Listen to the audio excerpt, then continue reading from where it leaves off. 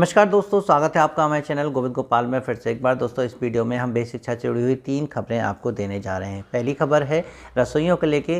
रसोइयों के खाते में 500 रुपये भेज दिए गए हैं और ये पैसे दिए गए हैं उनको ड्रेस खरीदने के लिए। जी हाँ, अब ड्रेस कोड तैयार हो चुका है रसोइयों के लिए। अब जब भी वो विद्यालय आएंगी तो एक निर्धारित ड्रेस में ही आएंगी, जिसके लिए उनको 500 रुपये दिए गए हैं। महिला जो हैं उनको साड़ी खरीदनी है निर्धारित ड्रेस में, और साथ ही साथ जो जेंट्स रसोइया हैं उनको पैंट शर्ट खरीदने होंगे। ये भी है कि अब रसोइयों को बच्चों को खाना परोसने से पहले एप्रन पहनना ज़रूरी होगा। एप्रन पहनकर ही वो बच्चों को खाना परोसेंगी।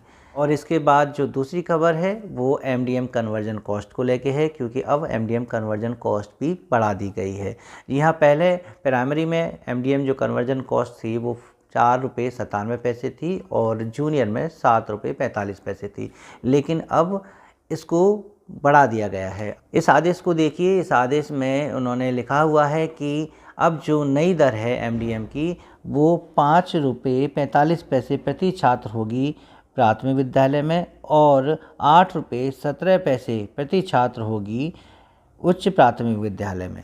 और अब हम बताने जा रहे हैं आपको तीसरी अपडेट जो सबसे ज़्यादा इम्पोर्टेंट है, और ये है एनसीएफ को लेके, यानी राष्ट्रीय पाठ्यचर्या रूपरेखा के अंतर्गत अब ये निर्धारित कर दिया गया है कि कक्षा 2 तक के बच्चों से लिखित परीक्षा ना कराई जाए। उनसे लिखित परीक्षा कराना पूर्ण रूप से अनुचित है। यानी कक्षा 1 में तो लिखित परीक्षा नहीं होती थी, मौखिक परीक्षा होती थी, और कक्षा 2 में लिखित परीक्षाएं होती थीं, या कह लीजिए होती हैं। पिछले इसी वार्षिक परीक्षा में भी कक्षा 2 की लिखित परीक्षा हुई है, लेकिन अब एनसीएफ कहता है कि कक्षा 2 की परीक्षाएं लिखित रूप से कराना पूर्ण रूप से अनुचित है। कक्षा 3 में ये परीक्षाएं शुरू कराई जा सकती हैं। कक्षा 3 से लिखित परीक्षाएं कराना कोई बात नहीं है, लेकिन 2 तक तो हमें अपने मूल्यांकन के तरीके बदलने होंगे। उन्होंने 2 मुख्य तरीके बताए हैं कि बच्चे का आकलन इन तरीके से या मूल्यांकन इन तरीके से किया जा सकता है। राष्ट्रीय शिक्षा नीति के अंतर्गत इस बात का विशेष जोर दिया जा रहा है कि बच्चों का आकलन किस किस तरीके से किया जा सकता है। उन्होंने बताया कि मुख्य रूप से तो यही है कि बच्चा जो दैनिक रूप से काम कर रहा है और उनका जो सतत आकलन है या उनके द्वारा जो चीज़ बनाई जा रही है उसका विश्लेषण करके हम पता कर सकते हैं कि बच्चे का स्तर कहाँ तक पहुँच गया है। तो कुल मिला के पूरे वर्ष में बच्चे का जो सतत आकलन होता है उसके आधार पर और परीक्षाएं कराने के नए नवाचारों के माध्यम से उन बच्चों का स्तर जांचा जा सकता है, लेकिन लिखित परीक्षाएं कराना उनके लिए ठीक नहीं है।